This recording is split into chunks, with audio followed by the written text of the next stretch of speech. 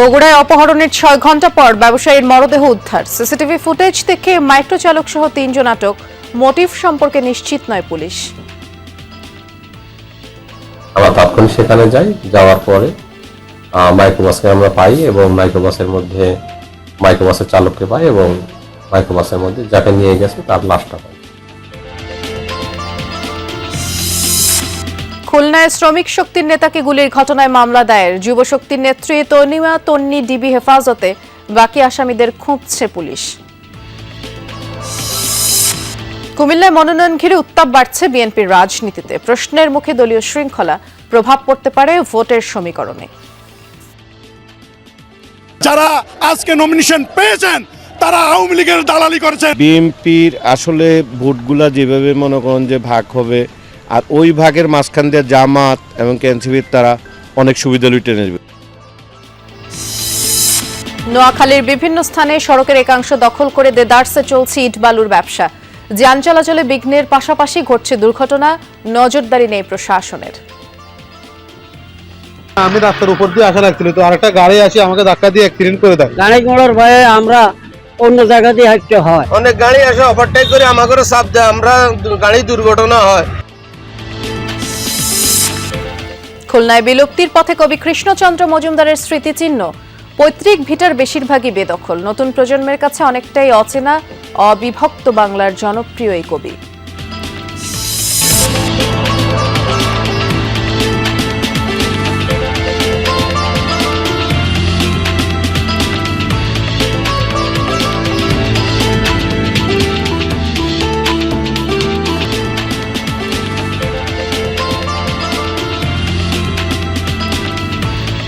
বিরতিহীন সংবাদ শেয়ারদেশে সবাইকে আমন্ত্রণ জানাচ্ছি। নুসরাত বৃষ্টির সাথে আছি। শিরোনামগুলো শুনছিলেন।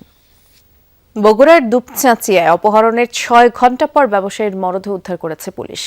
ভোরে আদমদিঘির কুমারপাড়া থেকে লোটো শোরুমের শতাধিকারী পিন্টু আকন্দের মরদেহ উদ্ধার করা হয়। সিসি ক্যামেরা ফুটেজে দেখা যায় সোমবার রাত ৯টা নাগাদ দুপচাঁচিয়া লোটো শোরুমের সামনে সাদা রঙের একটি মাইক্রোবাস আসে। পরে ৫-৬ জন অস্ত্রের মুখে পিন্টুকে জোর করে গাড়িতে তোলে। আঞ্চলিক মহাসড়ক ধরে আদমদিঘির দিকে চলে যায়। পুলিশ জানিয়েছে জড়িতদের শনাক্ত করে আইনের আওতায় আনার চেষ্টা চলছে।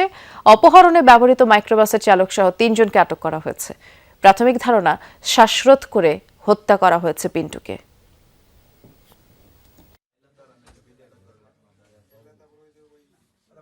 আমরা ওখানে সিসি ক্যামেরা চেক করে মাইক্রোবাসের পিছনে নাম্বারটা পাই। সেই নাম্বারের প্রেক্ষাপটে আমরা মাইক্রোবাসের মালিককে শনাক্ত করতে সম্ভব হয়। আমরা তাৎক্ষণিক সেখানে যাই, যাওয়ার পরে মাইক্রোবাসকে আমরা পাই এবং মাইক্রোবাসের মধ্যে মাইক্রোবাসের চালককে পাই এবং মাইক্রোবাসের মধ্যে যাকে নিয়ে গেছে তার লাশটা। বগুড়ায় এক ব্যবসায়ীকে অপহরণের ৬ ঘন্টা পর তার মরদেহ উদ্ধার করা হয়েছে, যেমনটি সংবাদের শুরুতেই জানাচ্ছিলাম। এ বিষয়ে আমরা আরো বিস্তারিত জানবো। বগুড়ায় যাচ্ছি, সহকর্মী মেহেরুল সুজন অপেক্ষা করছেন। সুজন, কারা অপহরণ করলো এবং হত্যায় জড়িত এ বিষয়ে পুলিশ কি বলছে, একটু বিস্তারিত করে জানাবেন। বৃষ্টি, বগুড়ার দুপচাঁচি উপজেলার যে ঘটনাটি গতকাল রাত্রে মূলত অপহরণ হন ওই এলাকার ব্যবসায়ী, যিনি একটি জুতার শোরুমের ডিলার ছিলেন। তিনি অপহরণ হওয়ার পরে আজকে ভোরবেলায় তার মরদেহ উদ্ধার হয় এবং এই ঘটনার পর কিন্তু পুলিশ প্রাথমিকভাবে ৩ জনকে জিজ্ঞাসাবাদের জন্য আটক করেছিল, যার মধ্যে একজন ছিলেন ওই মাইক্রোবাসের চালক, যে মাইক্রোবাসে করে পিন্টুকে মূলত অপহরণ করা হয়, এবং আরেকজন যিনি এই অপহরণকারী এবং হত্যাকাণ্ডে যারা জড়িত তাদেরকে, যিনি মাইক্রোবাসটি ভাড়া করে দিয়েছিলেন, যিনি তাদের পক্ষে মাইক্রোবাসটি ভাড়া করেছিলেন, সেই ব্যক্তিকেও কিন্তু আটক করা হয়েছিল। তার সঙ্গে আরও একজনকে আটক করা হয়েছিল।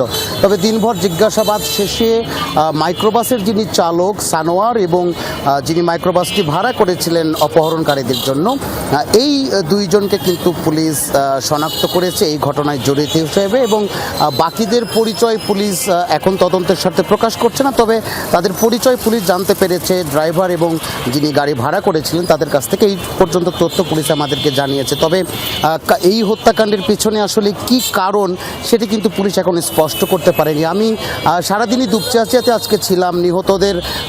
নিহতের পরিবারের স্বজন যারা ছিলেন তাদের সঙ্গে আমি কয়েক দফা কথা বলেছি। তাদের কাছে আমি জানতে চেয়েছিলাম যে আসলে তারা কি ভাবছেন। তারা কিন্তু বলছেন যে ব্যবসায়ী পিন্টু আকন্দ 4 বছর ধরে, তার বাড়ি নওগাঁ রানীনগরে, তিনি বগুড়ার এই এলাকায় দুপচাচিয়া পৌরসভা এলাকায় তিনি ব্যবসা করতেন। তারা বলছে তার কোনো শত্রু ছিল না, তবে তার শ্যালক, নিহত পিন্টুর শ্যালক কিন্তু আমাদেরকে জানিয়েছেন যে কিছুদিন আগে অজ্ঞাত কয়েকজন যুবক আইন শৃঙ্খলা বাহিনীর পরিচয়ে তার ভগ্নিপতির এই শোরুমে এসে তার কাছে টাকা দাবি করেছিলেন, চাঁদা দাবি করেছিলেন। বিষয়টি নিয়ে পরবর্তীতে আর কিছু হয়নি, যে কারণে তারাও আইন শৃঙ্খলা বাহিনীর কাছে যাননি। এইরকম একটি তথ্যই শুধু তারা জানিয়েছেন। এর বাইরে আসলে এই হত্যাকাণ্ডের আর কি কারণ রয়েছে বা প্রকৃত মোটিভ কি হত্যাকাণ্ডের, সেটি কিন্তু বৃষ্টি এখনো পর্যন্ত পুলিশ নিশ্চিত হতে পারেনি। তবে পুলিশ কর্মকর্তারা আমাদেরকে যেটি বলছেন যে তারা এরই মধ্যে যেহেতু এই মামলায় এই হত্যাকাণ্ডের ঘটনায় যেহেতু দুইজনকে তারা শনাক্ত করতে পেরেছেন, চালক এবং যিনি গাড়িটি ভাড়া করেছিলেন, তাদেরকে ব্যাপক জিজ্ঞাসাবাদের পর আসলে বাকি আসামিদের অবস্থান সম্পর্কে তারা জানতে পারবেন এবং মামলার বা এই ঘটনার যে মূল মোটিভ সেটি তারা উদ্ধার করতে পারবেন। বৃষ্টি বিস্তারিত জানাচ্ছিলেন, ধন্যবাদ সুজন। খুলনা এনসিপির সহযোগী সংগঠন জাতীয় শ্রমিক শক্তির বিভাগীয় আহ্বায়ক মোতালেব শিকদারকে গুলি করার ঘটনায় আটক তনিমা তন্নিকে প্রধান আসামি করে মামলা হয়েছে। দুপুরে ভুক্তভোগীর স্ত্রী ফাহিমা আক্তার ঝুমুর মামলা করেন। জাতীয় যুব শক্তির খুলনা জেলার যুগ্ম সদস্য সচিব তনিমা তন্নি সহ অগত 7-8 জনের বিরুদ্ধে মামলা করা হয়। আহত মোতালেব হাসপাতালে পুলিশি নজরদারিতে চিকিৎসাধীন, তার অবস্থা শঙ্কামুক্ত। সোমবার নগরীর সোনাডাঙ্গার একটি বাসায় মোতালেবকে গুলি করা হয়। বাসাটি থেকে উদ্ধার করা হয় গুলির খোসাসহ মাদক। মাসখানেক আগেই বাসাটি ভাড়া নেন তনিমা তন্নি। রোববার রাতে মোতালেব সহ 3 যুবক ওই বাড়িতে যায়। প্রাথমিকভাবে পুলিশের ধারণা সাথে থাকা সহযোগীরাই গুলি করেছে মোতালেবকে। গুলি তার কানের পাশে লেগে বেরিয়ে যায়।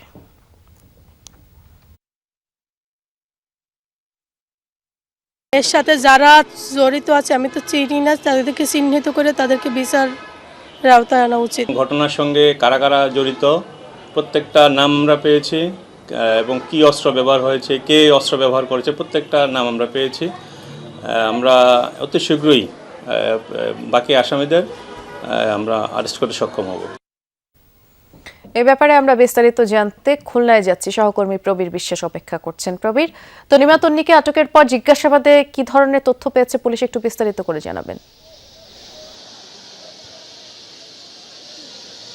বৃষ্টি, আপনি জানেন গতকালই কিন্তু এই ঘটনায় যার বাসায় ঘটনাটি ঘটেছিল, তনিমা তন্নি যুব শক্তির খুলনা জেলার যুগ্ম সদস্য সচিব, তাকে কিন্তু নগরীর একটি বাসা থেকে টুটপাড়া এলাকা থেকে আটক করেছিল পুলিশ। সারা রাত তাকে জিজ্ঞাসাবাদ করা হয়েছে, সকাল পর্যন্ত জিজ্ঞাসাবাদ করা হয়েছে এবং দুপুরবেলা মামলা হওয়ার পরে এই মামলায় তাকে কিন্তু গ্রেপ্তার দেখানো হয়েছে। তবে তার শারীরিক অবস্থা কিছুটা খারাপ থাকায়, অসুস্থ বোধ করায় তার চিকিৎসা চলছে বলে আমাদেরকে মেট্রোপলিটন পুলিশের উপকমিশনার তাজুল ইসলাম জানিয়েছে। হাসপাতালে তার চিকিৎসা চলছে, তবে তাকে আগামীকাল আদালতে তোলা হবে বলে এটিও তিনি জানিয়েছেন।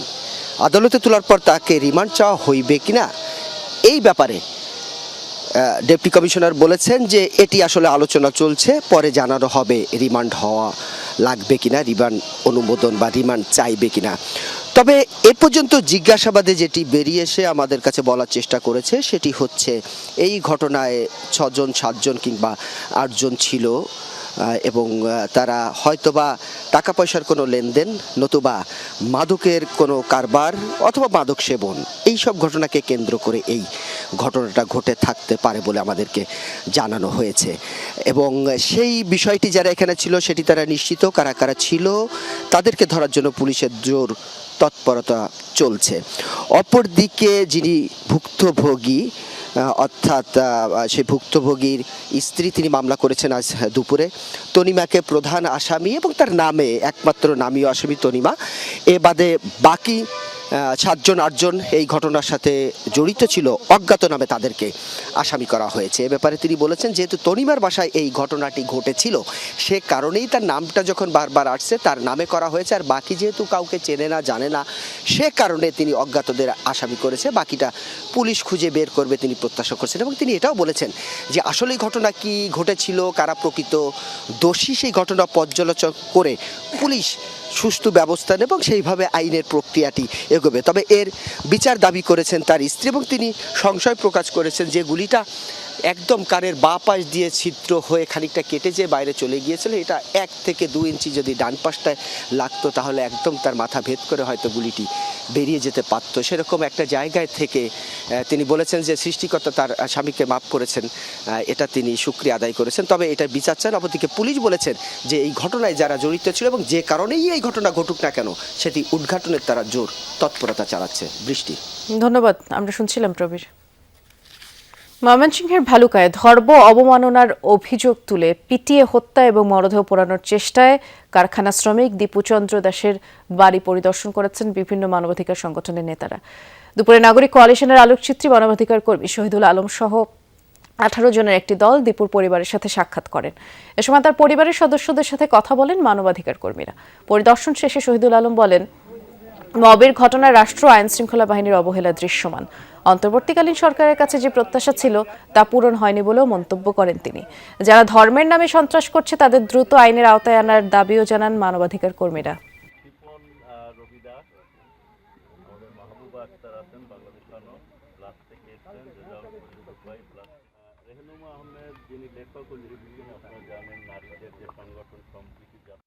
মবের পরিচালিত যেই বিচার সেটা থেকে আমাদের সরে অবশ্যই আসতে হবে এবং যারা এদের উস্কানি দিচ্ছে তাদেরকেও বিচারে আনতে হবে। ইসলাম ধর্মের অবমাননা কোনোভাবেই আপনি হত্যা করে আপনি ইসলাম ধর্মের প্রতি সম্মান আনতে পারেন না। এদিকে দীপুচন্দ্র দাসকে পিটিয়ে হত্যা ও মরদেহ পোড়ানোর চেষ্টার ঘটনার প্রতিবাদে রাজবাড়ীতে মানববন্ধন হয়েছে। সকালে বাংলাদেশ হিন্দু বৌদ্ধ খ্রিস্টান কল্যাণ ফ্রন্ট রাজবাড়ী জেলা শাখার উদ্যোগে এই মানববন্ধন হয়। জেলা প্রেস ক্লাবের সামনে সড়কে অবস্থান নিয়ে বক্তারা বলেন, একটি গোষ্ঠী দেশে বিশৃঙ্খলা সৃষ্টি করতেই দীপুকে হত্যা করেছে। দ্রুত তাদের শনাক্ত করে শাস্তির আওতায় আনার দাবি জানান। বিএনপির ভারপ্রাপ্ত চেয়ারম্যান তারেক রহমানের স্বদেশ প্রত্যাবর্তন উপলক্ষে দেশের বিভিন্ন স্থানে আনন্দ মিছিল করেছে দলটির নেতাকর্মীরা।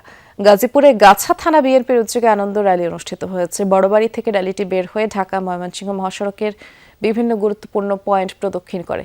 মিছিল শেষে নেতারা বলেন, তারেক রহমানের স্বদেশ প্রত্যাবর্তন শুধু বিএনপি নয়, দেশের গণতন্ত্র পুনরুদ্ধারের জন্য একটি ঐতিহাসিক মুহূর্ত। তার নেতৃত্বেই জনগণ তাদের ভোটাধিকার ফিরে পাবে।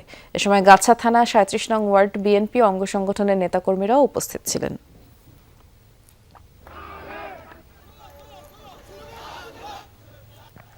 ফেনী সদর উপজেলা ও পৌর বিএনপির উদ্যোগে দুপুরে প্রেস ক্লাবের সামনে থেকে আনন্দ মিছিল বের হয়। শহরের বিভিন্ন সড়ক প্রদক্ষিণ করে মিছিলটি।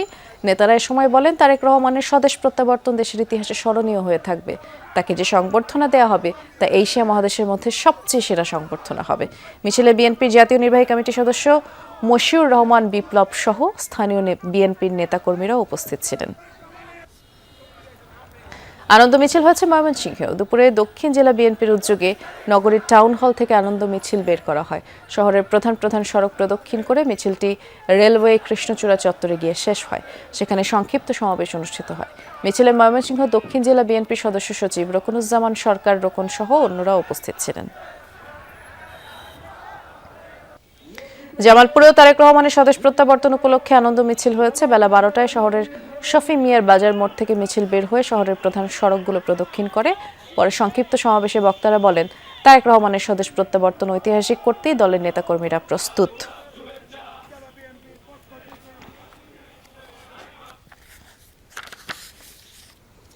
নির্বাচন ব্যবস্থা ধ্বংসের অতীত দুর্নাম খোঁচাতে চায় কমিশন, এমনটা বললেন প্রধান নির্বাচন কমিশনার এএমএম নাসির উদ্দিন।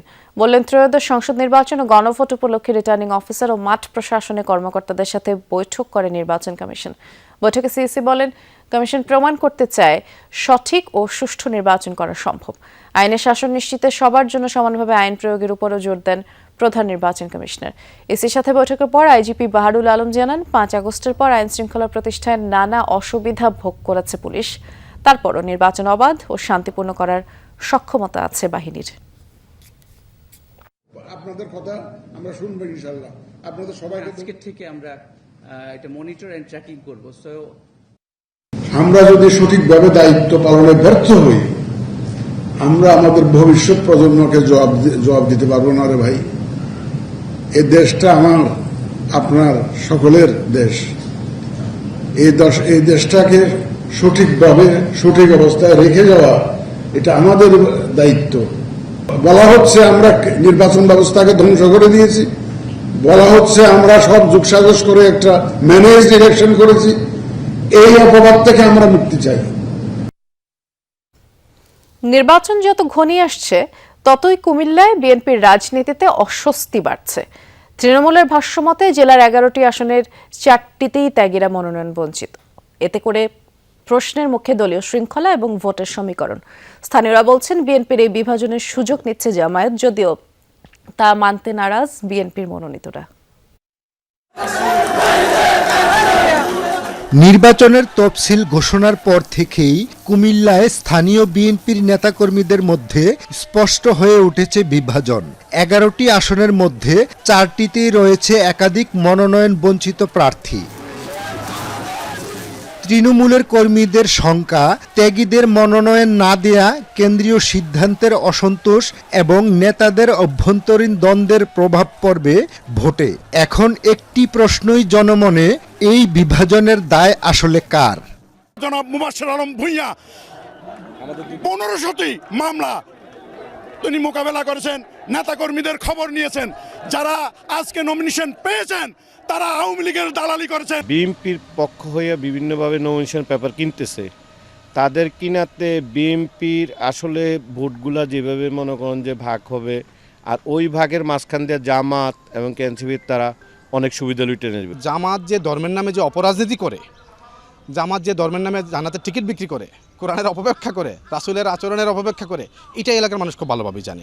আবেগ করে আমি এটা মনোবল কিনছি, কিন্তু এটা আমার কিনা ঠিক হয়েছে না। কিন্তু আমি এটাও বলি, ইয়েসি সাহেব যদি কোনো রকমে, আমি যে আল্লাহ জানে নমিশন বল দেবেন, আমি যদি জানি যদি কোনো রকমে বল দেয়, আমি এই সাক্ষ্য ইনশাল্লাহ ইয়াসিন সাহেবের বিরুদ্ধে আমি ইলেকশন করবো।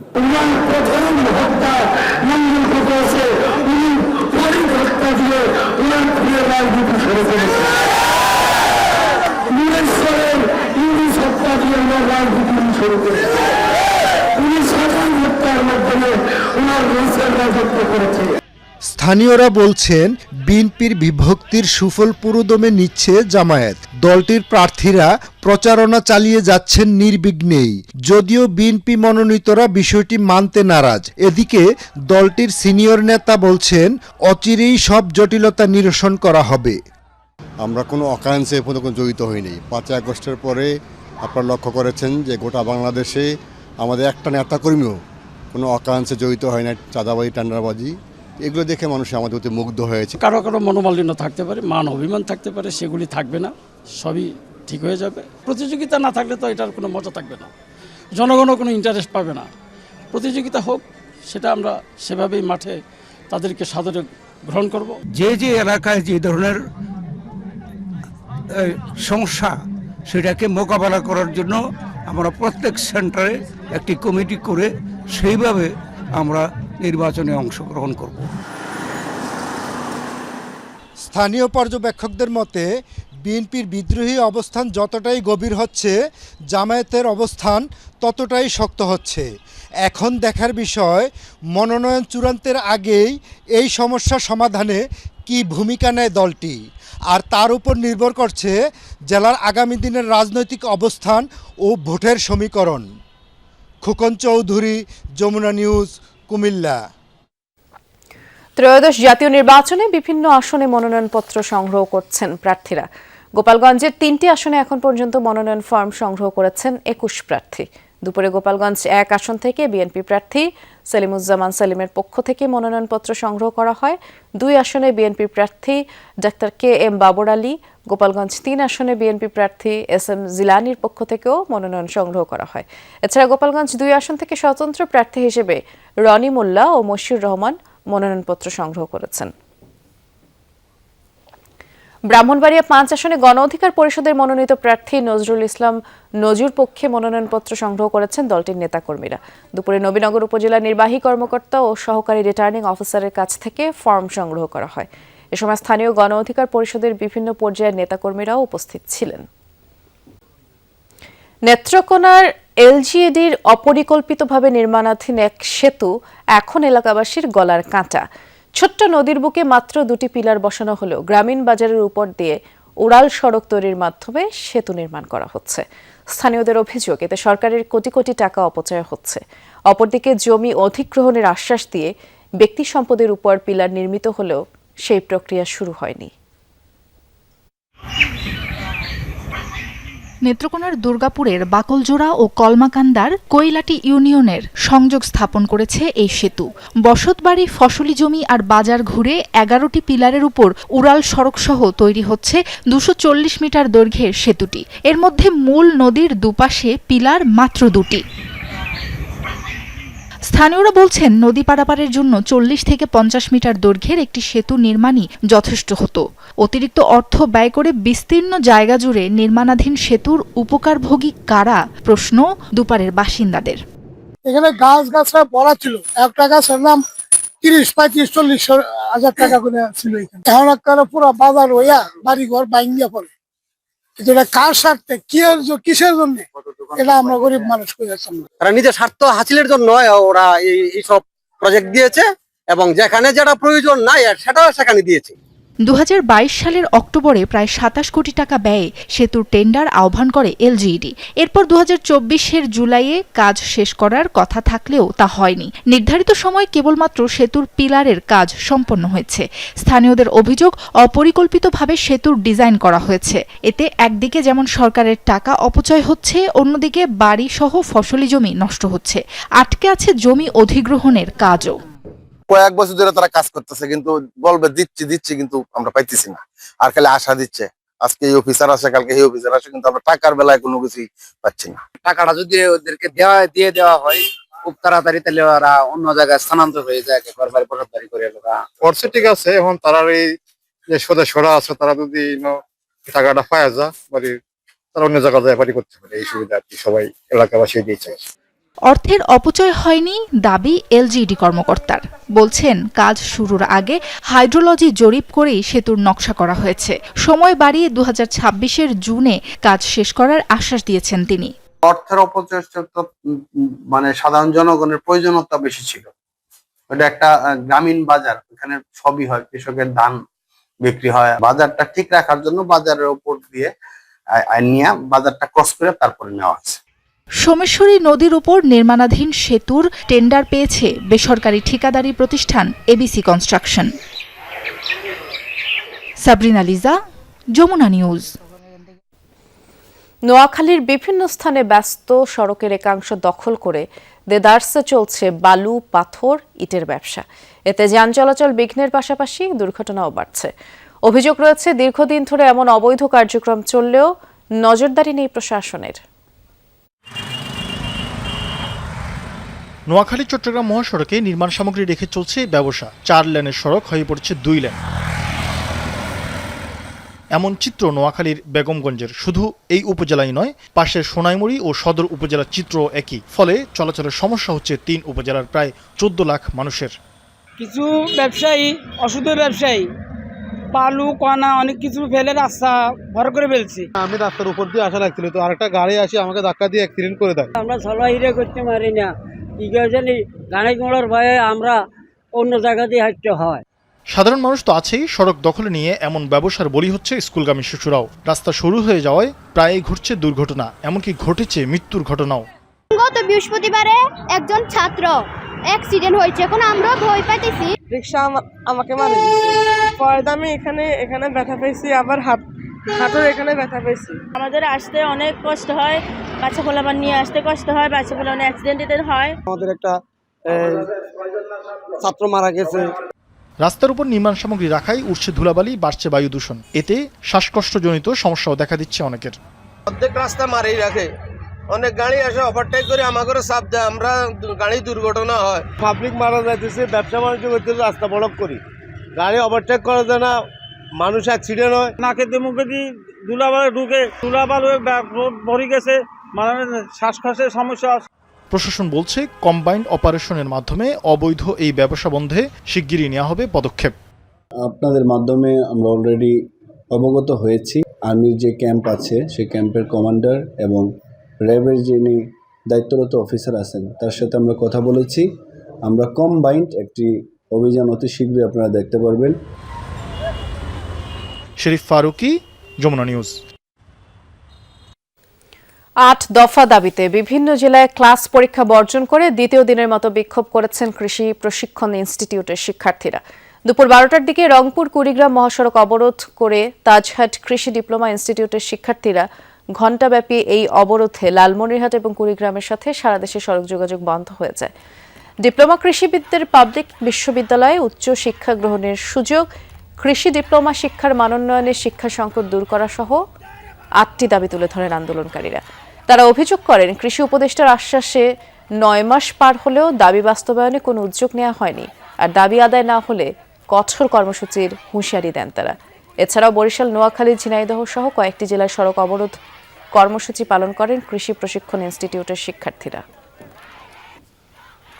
একই দাবিতে খুলনা যশোর মহাসড়কে বিক্ষোভ করেন কৃষি প্রশিক্ষণ ইনস্টিটিউটের শিক্ষার্থীরা। সকাল 10টার দিকে মিছিল নিয়ে নগরীর দৌলতপুরের মহসিন মোড় এলাকায় বিক্ষোভ সমাবেশ করেন তারা। বিলুপ্তির পথে কবি কৃষ্ণচন্দ্র মজুমদারের স্মৃতিচিহ্ন। খুলনার সেনহাটি বাজারের কবির পৈতৃক ভিটার বেশিরভাগই বেদখল হয়েছে, গড়ে উঠেছে দোকানপাট সহ বিভিন্ন প্রতিষ্ঠান। নতুন প্রজন্মের কাছে অচেনাই রয়ে গেছেন অবিভক্ত বাংলার জনপ্রিয় এই কবি। যেজন দিবসে মনের হরষে জ্বালায় মোমের বাতি, আশুগৃহে তার দেখিবে না আর নিশীথে প্রদীপ ভাতি। নিজের ভালো সময়ে যে অন্যের কষ্ট অনুভব করে না, সুখের দিন ফুরালে সেও তার পাশে কাউকে পাবে না। পৃথিবীর এই বাস্তবতা কবিতার রূপকে ফুটিয়ে তুলেছেন কবি কৃষ্ণচন্দ্র মজুমদার, যার কবিতায় একই সাথে দেশপ্রেম ও নৈতিক মূল্যবোধের প্রকাশ ঘটে। জীবন ও নীতি নৈতিকতার সেতু হিসেবে যে মানুষটি এসব পংক্তিমালা উপহার দিয়ে গেছেন, তাকে চেনেই বা কজন? তার সৃষ্ট সাহিত্যকর্মেরই বা কি অবস্থা? উনি আমাদের এই ভৈরব নদীর পাশে এটা নিয়ে কবিতা লিখছেন, এতটুকুই জানি। কৃষ্ণচন্দ্র মজুমদার, তার সম্পর্কে অত বেশি আমরা জানি না। খুলনা শহরের ভৈরব নদ পার হলেই দিঘলিয়ার সেনহাটি বাজার, কবি কৃষ্ণচন্দ্র মজুমদারের জন্মস্থান। এখনও পুরোপুরি মলিন হয়নি কবির স্মৃতিচিহ্নগুলো। পৈতৃক ভিটার পেছনে গড়ে তোলা হয়েছে উপাসনালয়। এরই মধ্যে কবির বেশিরভাগ জায়গায় বেদখল হয়েছে। যত জায়গা ছিল সব কিছু কিছু জায়গা বেদখল হয়ে গেছে, শুধু ক্লাবটা আছে। সেই বেঞ্চে বসে কবিতা লিখতো, আর ওই একটা ইনস্টিটিউট আছে। কবি কৃষ্ণচন্দ্র ইনস্টিটিউটটা রক্ষার জন্য এলাকাবাসীর সহযোগিতায় সুধীজনদের নিয়ে একটি পরিচালনা কমিটি হয়। 1914 সালে কবিপ্রেমীরা কবি কৃষ্ণচন্দ্র ইনস্টিটিউট প্রতিষ্ঠা করেন। সেটিরও নেই কোনো কার্যক্রম, নেই কোনো সংরক্ষণ। একটু বৃষ্টিতেই পানিতে ডুবে যায় ইনস্টিটিউটের সামনের মাঠ। নানা সময়ে বিভিন্ন উদ্যোগ নেওয়া হলেও সেসব বাস্তবায়িত হচ্ছে না। সদ্ভাব শতক যে কাব্যটি, নীতি কাব্যটি, এই কাব্যটি অবিভক্ত বাংলায় গীতার মতো পবিত্র ছিল, অর্থাৎ সবাই এটি পড়তেন। এবং বর্তমান প্রেক্ষাপটে এই নীতি কবিতাগুলো হারিয়ে যাচ্ছে। সদ্ভাব শতকের ওইগুলো একেবারে তৈরি করা মানে সেটা স্টোনের মতো করে ওটার থাকবে, ফলকের মতো করা হবে, এখানে যে কেউ গিয়ে বাংলা পড়তে পারবে। পাশাপাশি হচ্ছে ওইটা অনুযায়ী একটা চিত্রকলাও তৈরি করা। সংস্কৃতি মন্ত্রণালয় এর অনুমোদন ক্রমে শিল্পকলা একাডেমি থেকেও অনুমোদিত হয়ে আছে, কিন্তু এটা বাস্তবায়ন হচ্ছে না। কবির রেখে যাওয়া অসংখ্য নীতিবাক্য বাঙালিরা দৈনন্দিন জীবনের নানান ক্ষেত্রে মনের ভাব প্রকাশে ব্যবহার করে, অথচ সেসব কবিতার চরণ শুধু পাঠ্য বইয়ের ভাব সম্প্রসারণেই সীমাবদ্ধ। যথাযথ পৃষ্ঠপোষকতার অভাবে হারাতে বসেছে অবিভক্ত বাংলার অনন্য এসব সাহিত্যকর্ম। এতে ক্ষুব্ধ সংশ্লিষ্টরা। আফরোজা লামিয়া, যমুনা নিউজ। আর এই ছিল আমার কাছে